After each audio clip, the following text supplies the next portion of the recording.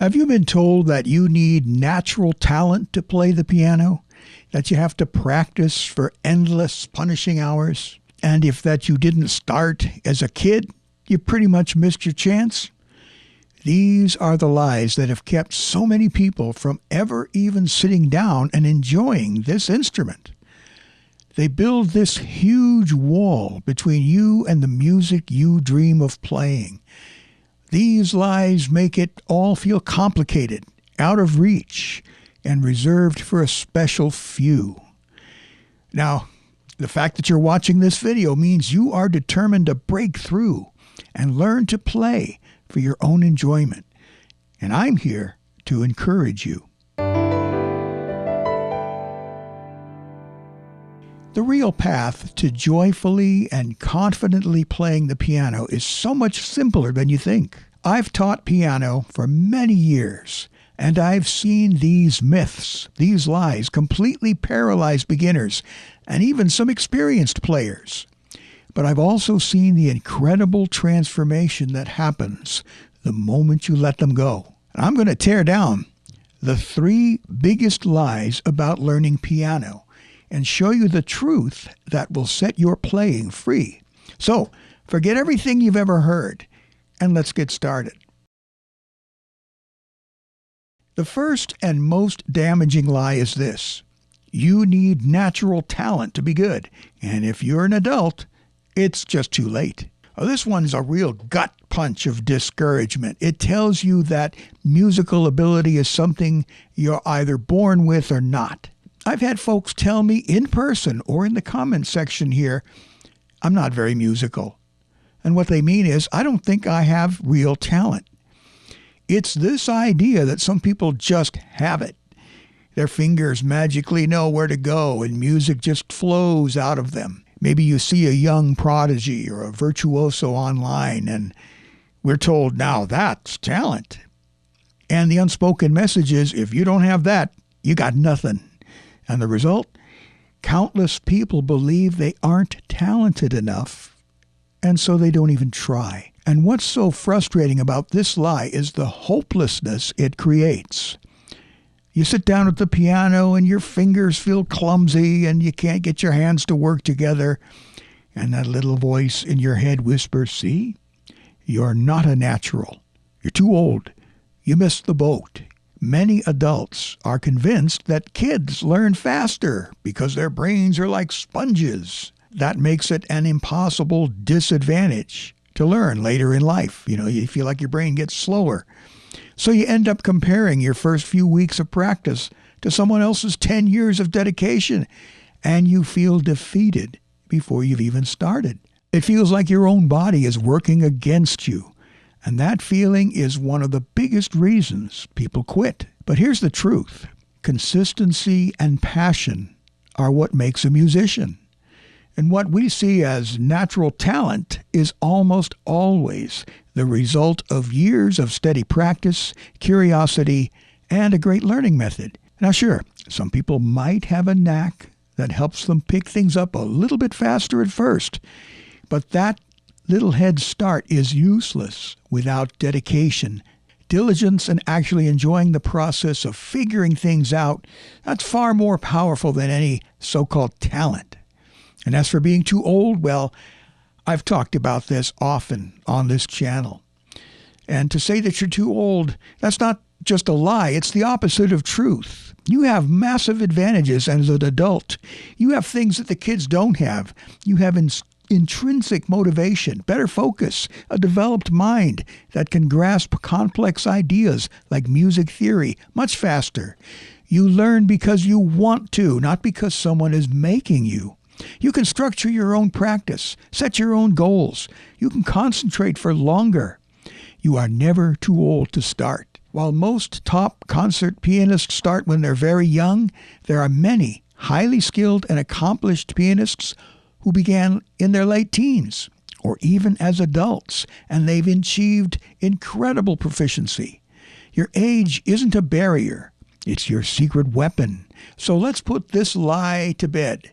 Your progress isn't determined by your age or a talent gene. It's determined by your commitment. All right, the number 2 lie is one that just overwhelms people. You have to practice for hours every single day to get good. I just recently dedicated a whole video to showing you what you can accomplish in 10 minutes. We've all seen it in the movies, right? The tortured artist locked away for 8 hours a day, practicing scales until their fingers are raw. I once had a teacher who demanded that I practice at least 4 hours a day. I didn't do it. But this image creates an absolutely impossible standard for a normal person. If you're like most of us, you've got a job, you've got a family, maybe you go to school, you've got a million other things to do. The idea of adding hours of piano practice to your day, that doesn't sound hard, it sounds impossible. This is such a toxic mindset because it makes learning piano feel like an all or nothing game. You think, if I can't practice for 2 hours a day, what's the point? I'll never get anywhere. It turns the piano from a source of joy into a source of guilt. You miss one day and you feel like a failure. You have a busy week and can only squeeze in 15 minutes here and there, and you feel like you're not a serious piano student. And this is another reason why people give up. They either burn out trying to live up to this crazy expectation, or they never start at all because they don't think they have the time. Now, for the truth, the quality of your practice is so much more important than the quantity. It's not about how long you sit at the piano. It's about what you do while you're there. Now, I've talked about this before. A focused, intentional 10, 15, 30-minute session every day is way more effective than 2 hours of mindless, distracted playing. The key is to practice with a purpose. Check out my recent video on what you can do if you only have 10 minutes. Think of it like this. Is it better to wander around a gym for 2 hours or to do a focused 20-minute workout with a clear plan? Now, the piano is exactly the same. Instead of just noodling around for an hour, try this for just 15 minutes. You can pick 2 or 4 measures of a song you're learning. Spend 5 minutes on the right hand until it feels okay, 5 minutes on the left hand, and then for the last 5 minutes, you try putting them together very slowly. That can be a quality practice session. You've hit a specific, measurable goal. You do that 5-6 days a week, you'll build muscle memory. You'll make steady, amazing progress. Even 5 minutes of focused work every day is infinitely better than doing nothing. So free yourself from the tyranny of the clock. It's not about marathon sessions. It's about short, consistent, and focused effort. That's the real key to getting good. And this brings us to the third lie. And honestly, this one's not just wrong, it's dangerous. The lie is that pain is a sign of progress. If your hands hurt, then you're just building strength. This is the no pain, no gain gym mentality applied to the piano, and it's a destructive myth. We're taught to curve our fingers like we're holding a ball, force our hands into rigid, tense shapes. We're told to do endless, repetitive drills to build finger independence, finger strength, even if it causes soreness and tension. The idea is that playing piano is supposed to be hard on your body, and discomfort is just part of the deal. Now, I fell into this trap in my younger years. I practiced until my hands ached. I was lucky I didn't get carpal tunnel syndrome. Eventually, I learned to stay relaxed and not strain. The famous composer Robert Schumann was so obsessed with developing finger strength that he developed a contraption designed to strengthen the fourth finger, which is considered the weakest finger. And so this device held the fourth finger back so that great force was needed to move it. The result? He injured his hand and completely ended his career as a virtuoso pianist. Now, of course, he went on to become a great composer, but he could have been both a composer and a virtuoso had he not done this to himself. This mindset of no pain, no gain is so damaging because it literally trains you to ignore your body's warning signals. Pain is not a sign of progress. It's a sign that your technique is wrong. When you feel pain, stiffness, or cramping, that's your body saying, "Stop! Pushing through it doesn't build strength, it builds tension. And that can lead to chronic injuries that could end your playing for good. It makes playing the piano feel like a fight against your own hands, a stressful activity instead of an expressive, joyful one. That tension becomes a physical wall blocking you from ever playing with fluidity and ease. Here's the liberating truth. Good piano technique should feel effortless. The goal isn't to create tension, but to eliminate it. So try this. Sit at the piano and let your arms hang totally relaxed by your side. Now just bring your hands up and let them rest on the keys. That natural, relaxed shape, that's your starting point. All your energy should go into the music, not into fighting to hold some stiff, unnatural hand position.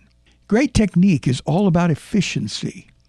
It's about using the natural weight of your arms, not just pushing with your fingers. It's about fluid wrists, not locked joints. Many old school teachings that create strain are now being challenged by modern methods that prioritize tension-free playing. Correct technique doesn't hurt. It feels free, fluid, and powerful. When you learn to play without tension, you not only save yourself from injury, but you unlock a level of speed, control, and expression that's impossible to reach when your body is tense. Playing the piano should feel good, not agonizing. So, what's the takeaway? Let's recap the truths that will completely change your piano journey. First, your passion and your consistency, that's your talent. You're not too old, and you are not at a disadvantage. You are perfectly positioned to start learning right now. Second, focused, high-quality practice is your shortcut. You don't need to sacrifice your life for hours. Short, daily sessions with clear goals will get you incredible results. And third, effortless, tension-free playing is your foundation. Pain is a signal to stop, not a badge of honor. The goal is to play with freedom and ease, not to fight your own body. The path to becoming a great piano player isn't paved with some magical genius, endless hours, or physical pain. It's much simpler. It's built on curiosity, smart work, and a joyful, relaxed approach to the instrument. And I believe you absolutely have what it takes to do this. Now, I'd love to hear from you. What's the biggest lie you've been told about learning piano? Let me know in the comments below. I read every single one. And if this video has helped you to see a new way forward, make sure to subscribe and hit the notification bell and like this video. I'm dedicated to making more videos that cut through the noise and help you actually enjoy the process of learning. If you'd like to support my work, once again, you can buy me a coffee or you can join my Patreon. Thanks again for watching, and I look forward to speaking to you in the next one.